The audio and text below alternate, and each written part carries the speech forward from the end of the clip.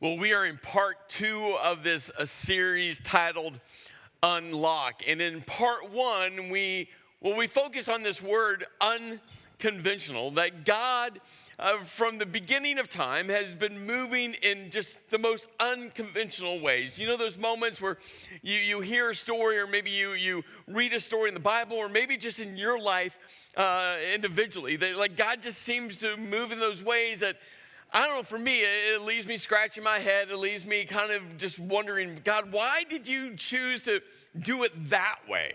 God, why did you make that decision? God, why? Like, why? Like, if you're God, you can do it any way you want, but you intentionally chose. And God has just been doing that over the course of time, moving in the most unconventional ways. And he uses unconventional people like you and me. This word unconventional it's something we should look a lot more at, because God just has that way, and he's been doing it, and he's going to continue to do it in the most unconventional ways possible with the most unconventional people. So if you missed part 1, maybe you're a guest with us today. Maybe it's your first time stepping in on our online campus, or maybe you just missed last week. I can't encourage you enough. I mean, I think every weekend, every message, every series we do is important. But for the life of our church, where we're going, I'm just telling you, God is doing something so significant. And so if you missed part 1, please go watch part 1. Maybe you were here and you watched part 1. Watch it again. Watch it again, because where we've been and where we are going just reflects what God is doing. So go to tcconline.church/watch, and you can watch part 1 there. Well, my name is Chris. I'm one of the pastors here. And we looked at this word unconventional last week. And so we're going to look at a much, much shorter word this week. And that word is more. Several weeks ago, I posted on social media. It was late one night. I was sitting outside. It was a beautiful fall evening. I had my laptop. I was working. I was killing mosquitoes. That was not fun. But I was enjoying the evening, and I posted this image on social media, and it had the word more on it. And I asked a very simple question. I said, what is the first thing that comes to mind when you hear the word more? Like, don't overthink it, don't over-spiritualize it, don't over-process it. I just want first thing that comes to your mind. And I was not prepared for everyone's responses. I mean, just not prepared. Like, I thought a few people would respond, but over 200 people or comments were made. I was like, oh my goodness. And people still are commenting, which is awesome, by the way. But the very, very first response was from a guy named Tony. Tony was in my youth ministry years ago, and then he worked for me on staff for a period of time. Now he leads at a great, great church. But he was the first one to respond.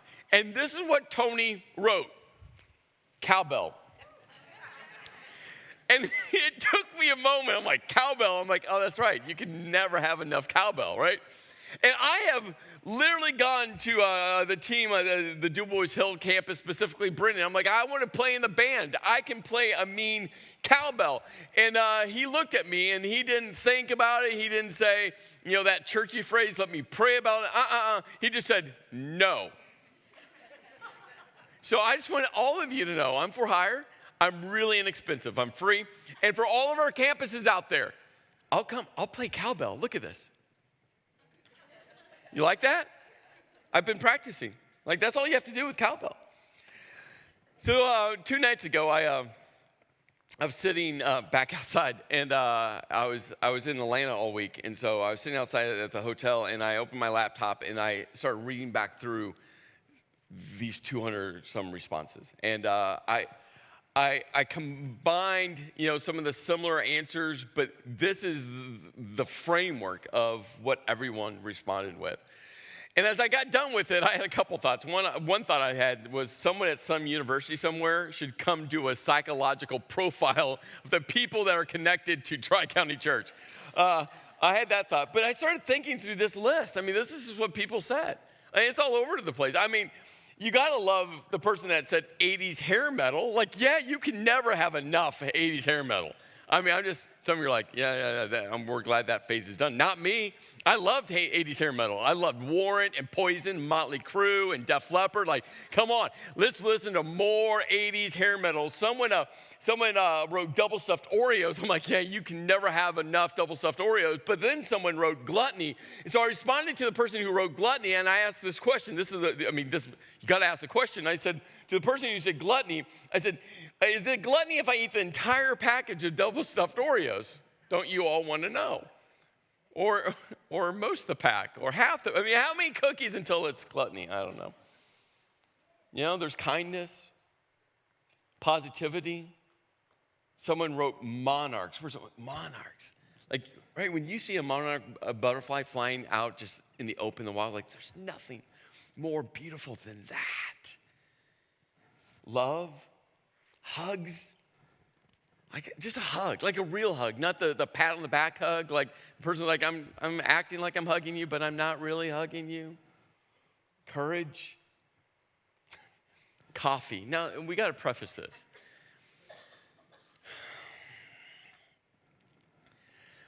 Folgers is not good coffee.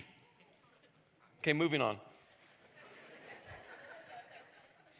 Just had to say it. I just had to say it. You don't want more Folgers. Good coffee, you want more of. Folgers, some of you are like, I love Folgers. No, it's not. It's never good coffee.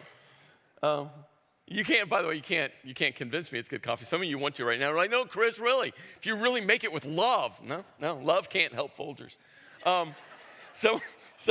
Someone, I just offended someone. I'm sorry. If you love Folgers, I'm sorry. Enchiladas? Yeah, enchiladas was on the list. But you think about this word more, right? There's something within all of us that wants more, whatever that is, right? There's something hardwired within us that we just want more. You can fill in the blank what more is for you, but right, as human beings, there's something within us, and so you have to take this thought to the next step. Well, what is it about that's hardwired within us that we want more? Well, God created us with this desire within us to want more. God created that. The next question, the next thought is, well, why did God create us to want more? Because some of the stuff on this list isn't godly, isn't good, is it? So if God created us to want more, why did he create us to want more? What is it? Well, you start thinking about it. So we would have the desire to want more of him, to worship him more. There's something spiritual about more. And what God knows is this: anything he created within us can be used for his good or can be used for evil. The question is, where is more connected to? Is more connected to God? If it's connected to God, then it's good. And that's a powerful desire. Or is it connected to us, to me, to what I want more of, to my me-centric, selfish nature?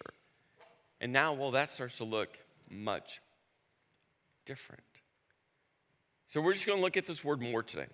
And this word more, especially when it's connected to God, well, what does God truly want more of? And so we're going to be looking at this letter that the Apostle Paul wrote to a church, a gathering just like us, in the city of Ephesus. And what's interesting, when Paul wrote these letters, again, it was addressed to a specific church because he was addressing specific needs, specific issues within that church. But all of these letters got passed around to all these different churches. They just didn't hold on to them. I mean, these churches became the letters for all churches to read and be a guide. And so Paul's going to be writing, and we're going to look at a part of this letter. And I want to say two things about before we get into it. One is this: there's going to be a deep end of the intellectual, theological, spiritual pool that we're going to jump into.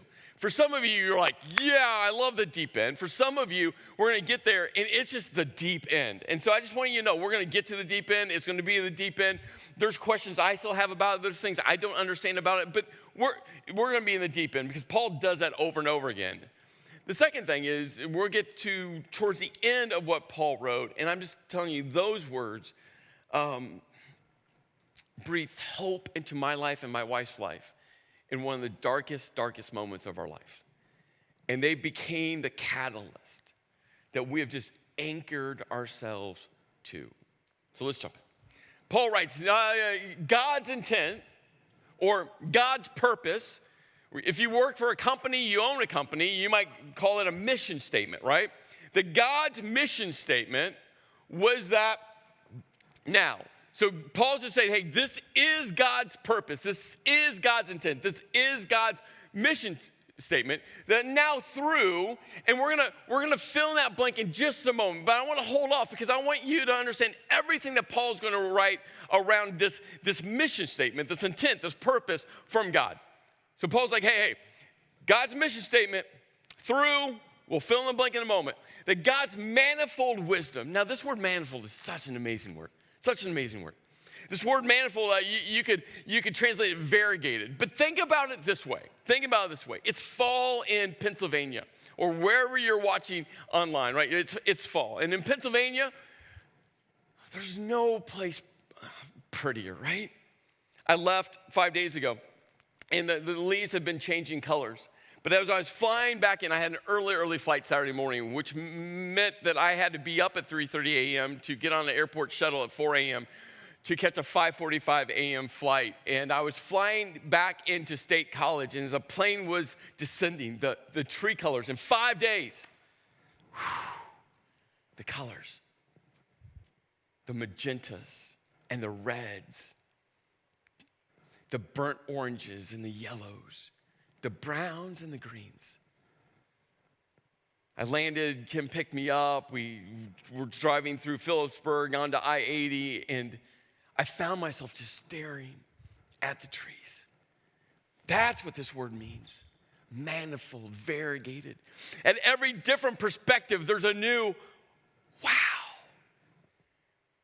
There's moments as we were making our way home that I would just find myself just being lost into the trees, trying to come up with words to articulate the beauty of fall, and I just couldn't come up with those words. This is what Paul is trying to say, hey, that God's purpose through, that God's manifold wisdom, his variegated wisdom, his multi-perspective wisdom, that his fall in Pennsylvania wisdom, like you just can't quite get the words to describe it, wisdom. And now here we go to the deep end of the pool. He goes, of God should be made known to the rulers and authorities in the heavenly realms.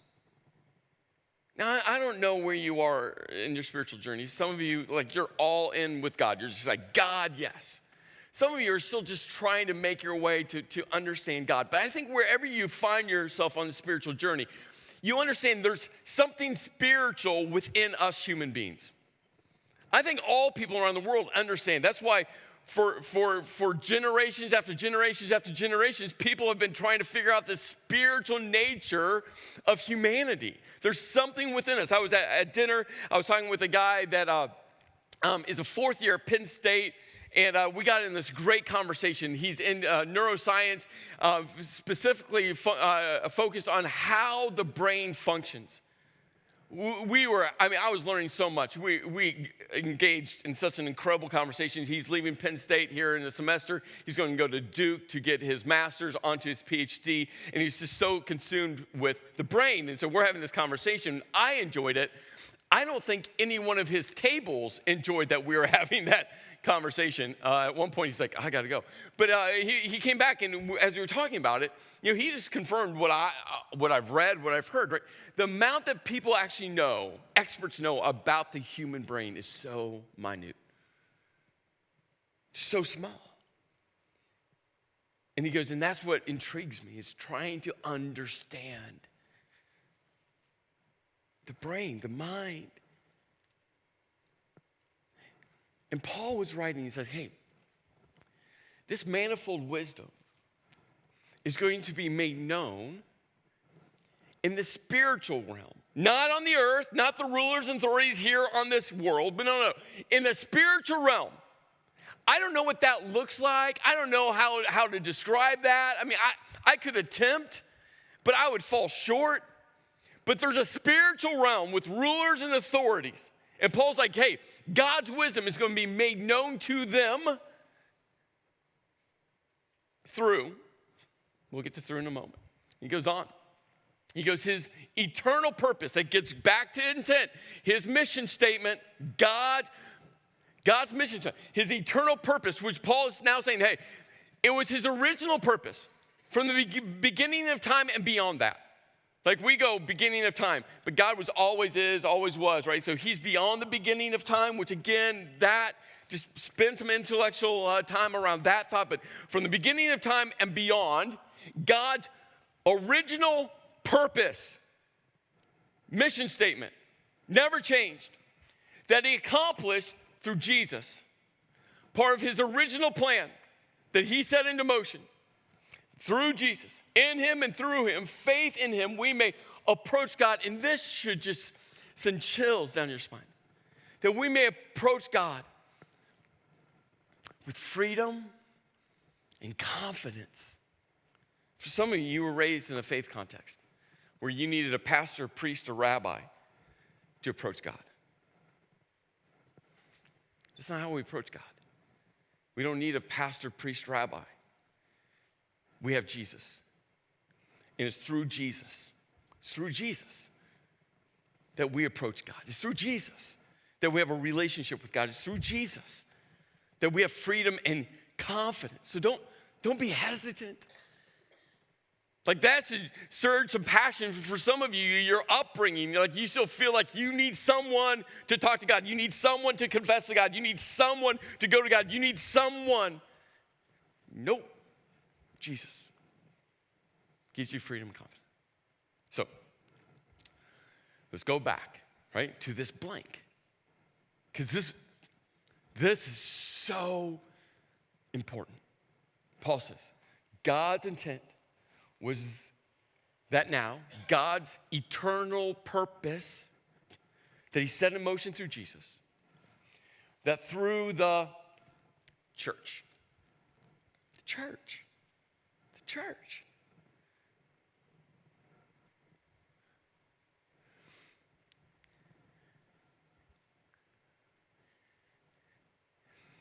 we say that the church is the hope of the world.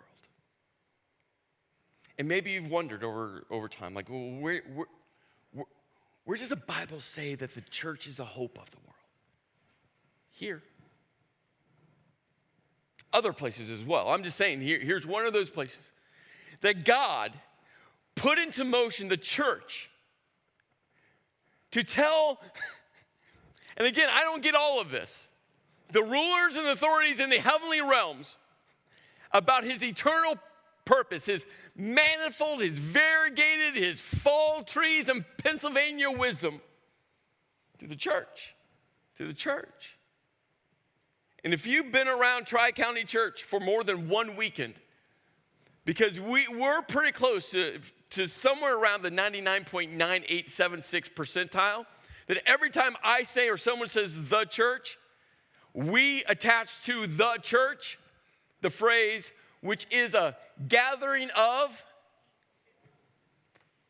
which means you. That's why I don't like the word church. Because it's so easy for people, us people, to all of a sudden hear the word church and we're like, oh, that's the organization, Tri-County Church. Oh, that's the building, that's the denomination, that's the tradition, that's the liturgy, that's that thing. I'm not part of that thing. When people are like, I'm not a church person, I'm like, neither am I. I'm not. That's why I hate the title pastor. That's why I say that out loud a lot. I'm a Christ follower that understands I'm part of you. You're a part of you. That God's intent through you, that's the church. Through you. His manifold, his variegated, his fall trees and Pennsylvania wisdom will be made known to the rulers and authorities in the heavenly realms. And that his eternal purpose through Jesus Christ, through Jesus,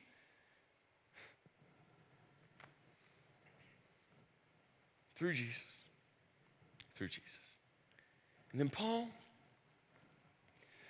I don't know, like if he was writing this And then this happened. I don't know if he was praying these words and this happened and he wrote this down later. Like, I don't know, like, how God spoke these words into Paul and the order and the timeline of it all. I don't think it really matters. But I can imagine Paul's writing this letter. God's breathing these words into him. He's thinking about this church in Ephesus. He's thinking about these other churches. And all of a sudden, Paul gets to this moment and he goes, because of this, for this reason, I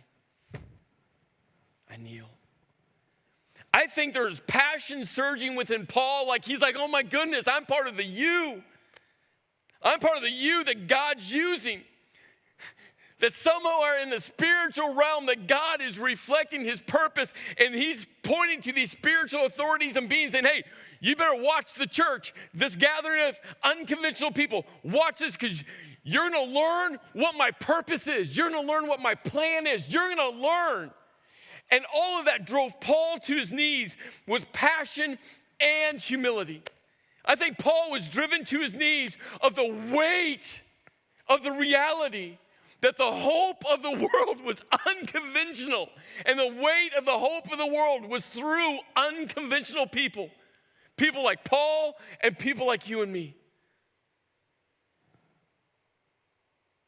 I think Paul was just overwhelmed with the reality that everything, God went all in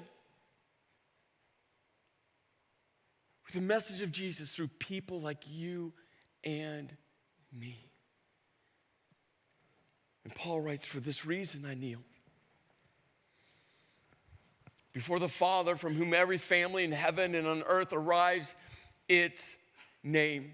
I pray that out of his glorious riches, God's generosity, we could never even come close to outgiving God from what he has given us. Out of God's glorious riches, he may strengthen you with power through his Spirit in your inner being, so that Christ may dwell in your hearts through faith. And I pray that you, being rooted and established, here's this word again, in love, that the foundation is love. And again, not our definition of love, but how Jesus defined love. A love that is not predicated upon your gender, your race, the culture you come from. A love that is not predicated on who you voted for, what side of the political aisle you're on. A love that is not tethered to your view on social issues. A love that meets all people right where they are. It's about loving first. That the foundation that we must root and establish our faith on is what Jesus built, a foundation to love all people. May have power together with the Lord's holy people to grasp how wide and long and how high and deep is this love of Christ, and to know that this love that surpasses knowledge, that you may be filled to the measure of all the fullness of God. And then Paul writes these words that for Kim and I, in one of the darkest moments, God just breathed these words into us. And we have anchored our hope and our faith and our courage to these words. And Paul writes, now to him, God, sovereign God, Alpha Omega God, God that's been around since the beginning of time and before God, now to him who is able. When we're not able, God is able. When we fall short, God keeps going. When we don't have it in us, God has it within him. Now to him who's able to do immeasurably more. I think Paul was trying to find the right word to describe what God was breathing into him. And this word immeasurably means this, like to go to the furthest extent and then keep going. So think about it this way. Let's just say all of you had a dream, desire one day to run a 5K. Some of you are like, never. You know, to the thought of running 3.1 miles, you're like, no, what about a 50-meter or a 50-inch race, right? But let's just pretend. And I know some of you are like super athletes, right? So I'll get to you in a moment.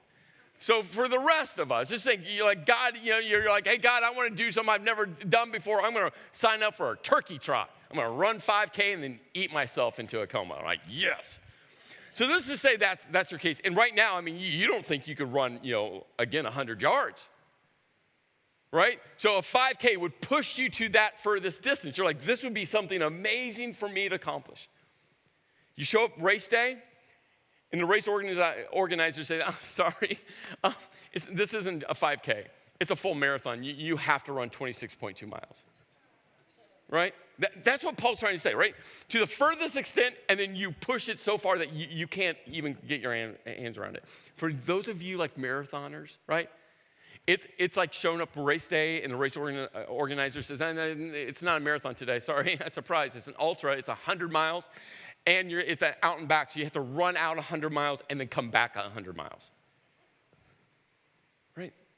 That's what Paul's trying to say. The immeasurably more is to the furthest extent that we can try to get our arms around. Like God's able to do so much more. Like let's push it as far out as we can go and then double it, triple it. I don't know what exponent you need to attach to it. Like it's so much further past that, we can't even grasp it.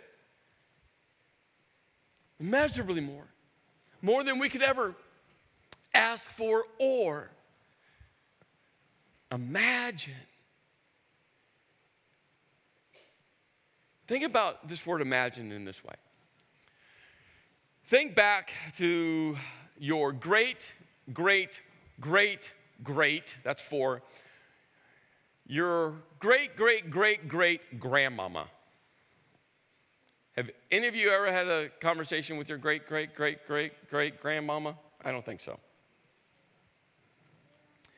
So think back to your great grandma. You had a great grandmama. You had one, right? Think back to that. And let's say there is a machine. Just work with me on this example. There's a machine that could transport you back so you could have tea or coffee. Not Folgers. Folgers was not created great long ago. So you can have tea or coffee with your great grandmama. And you transport it back. You're sitting down at a table with great grandmama, and she asks you, like, well, tell me about the future. And all of a sudden you're like, hey, great grandmama. There's going to be this device called a smartphone. And she goes, well, what? A phone? Great grandmama, you don't understand what this thing can do. You can call someone, and your voice goes into this little thing here, and it flies through the air to someone around the world. And great grandmama, not only can you call, guess what? There's this thing called FaceTime, and you can video chat. You can see the person, and your face image, it goes into this thing, and it goes into the air around the world, and you can see the other person's face, and it gets better, great grandmama. You know what else you can do with this phone? There's apps. What's an app? Let me tell you. There's an app that whatever you want to order, you just have to go on, you find it, you click, and in 2 days, it gets delivered to your door. Anything you want, 2 days, it's there. And great grandmama, it gets better than that. Do you know there's another app?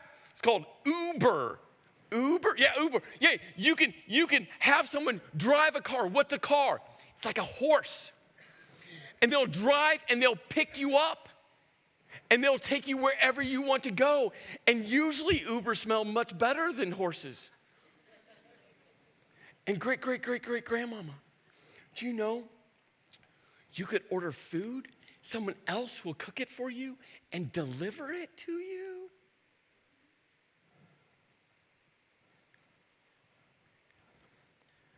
More than we can imagine? You see, it's why this chair represents so much.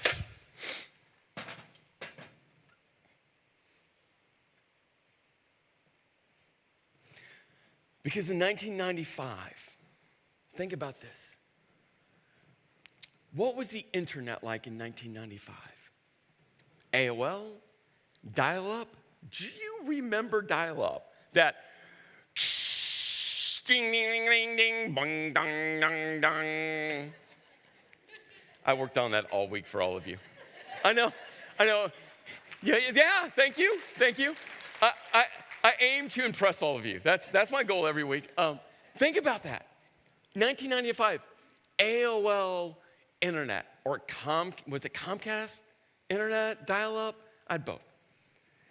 And I think about this chair because when this original group of people came together and they named Tri-County Church with a vision to say, this church is going to be bigger than just Du Bois. That's the name. Remember, that's the power of the name. God put within them that this movement of people was going to be bigger than just one city. They couldn't even imagine church online. They could not even imagine that one day we'd have an online campus where we have people in Vietnam watching right now. Wow.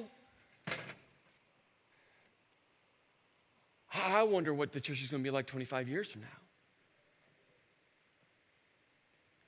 But with faith, someone picked out an ugly mustard yellow, unpadded chair and said, let's be a church. Let's be a church where the manifold wisdom, the variegated wisdom, the fall trees in Pennsylvania wisdom will be made known in the heavenly realms. Let's be a church where God is going to do immeasurably more throughout.